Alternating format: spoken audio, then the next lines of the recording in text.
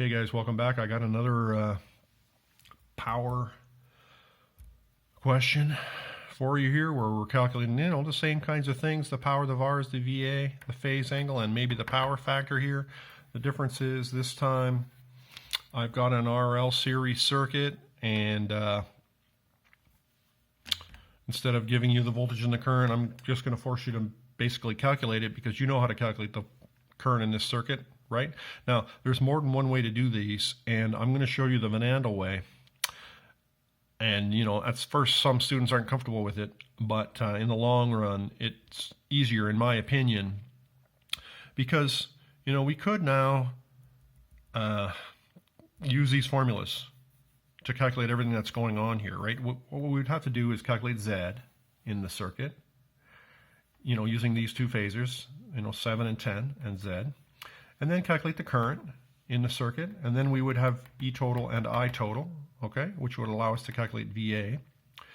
And then you could calculate EXL and ER, and then, do all that. But that's not how I do it. I do it as similar as I can to the way this one was done, in that I try to figure out the total circuit current so that I have these two. The total voltage is given. If I can calculate the total current in this circuit, then I can multiply those two together to get the VA. The next thing I try to do is calculate the power factor of the circuit, because if I have the VA and the power factor, then I've got this and that, which allows me to calculate these two the same way I did on this question. So just watch me, and I'll show you how I do it, okay? So if I was approached with a circuit like this, where I wasn't given any values other than a drawing, my goal in life would be two goals in life. One is to do whatever it took to calculate the total circuit current. The second thing I would try to do is do whatever it takes to calculate the power factor of this. Okay, so those are my two steps that I would need to achieve: circuit current and power factor. So let's try circuit current. How am I going to calculate the circuit current? Well, the first thing I have to do is calculate Z. How am I going to do that? This is a series circuit, so I'm going to draw, my little phasors here, okay? And the reason I want to calculate Z is because if I have Z, I can calculate I, okay? So Z is going to be 7 squared plus 10 squared, right? Root. Looks like it's 12.21 ohms, okay? So that's kind of like my step A here, guys.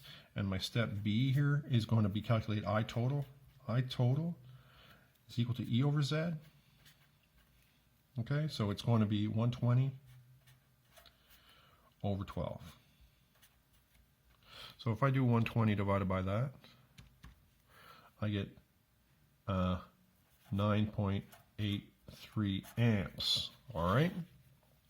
Now, before we carry on, the third thing I'm going to see if I can figure out is the power factor. Now, how am I going to calculate the power factor? I don't have P or VA, but there's a couple of ways, because the power factor is also equal to the cosine of the angle. And I can calculate the angle of this circuit here, and it's going to have the same phase angle as the power phasor diagram that belongs to this circuit. So if I can calculate this phase angle, I will know the phase angle of the power phasors, and therefore I can calculate my power factor. But there's even easier way. We know that the power factor is P over VA, which we know is adjacent over hypotenuse. And if I apply that to any legitimate diagram that belongs to the circuit, I can calculate the power factor right off of this circuit. The power factor of this circuit is going to be the adjacent. It always will be, guys. The power factor will be the adjacent over the hypotenuse of any legitimate phasor diagram that belongs to the circuit. Okay, so it's going to be the adjacent over the hypotenuse, which is going to be 7 over 12.21. The power factor of this circuit, guys, is 7 divided by 12.21. It is 0.573, or 57.3%, if you want to, give it to me that way. So what I've done here, guys, is I've noticed that it is a circuit. I'm trying to achieve my two goals. Calculate the circuit current, calculate the circuit power factor. Now I can start a power phasor diagram that will look like this. P here, VARs here, VA here. The VA is going to be E total times I total. So it's going to be 120 times 9.83. 120 times 9.83. Looks like it is 117, volt amps. Okay, that power factor that we just figured out is 0.573. That means the power can be calculated. It will always be the VA times the power factor. Okay, and that's because of this formula right here. So it is going to be 1180 times 0.573 times 0.573, 676 watts. Okay, guys. And the next thing I'm going to calculate, I know this is a mess again, always a mess, right? The next thing I'm going to calculate is my VARs. It will be the square root, guys, of 1180 squared minus 676 squared. Okay, so 1180 squared minus that answer squared equals root equals. Looks like it's 967.2 VARs. Okay, and I think now we've answered all these questions. Let's have a look. 676 watts, 967.2 VARs, 1180 volt amps. Whoops, we haven't figured out the phase angle. Easy to do, guys. Opposite over adjacent inverse tan, or 10 over 7 inverse tan. They'll be the same angle, or this power factor that we calculated, shift cos.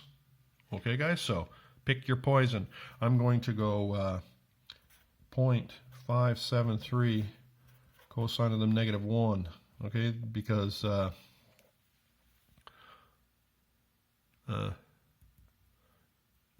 yeah, that's what I'm going to do. So let's try that. Shift cos 0.573.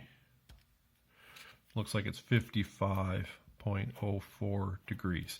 And by the way, if you want to try it, the other ways, 10 divided by 7 equals shift 10 equals 55 degrees. Okay, so same with this.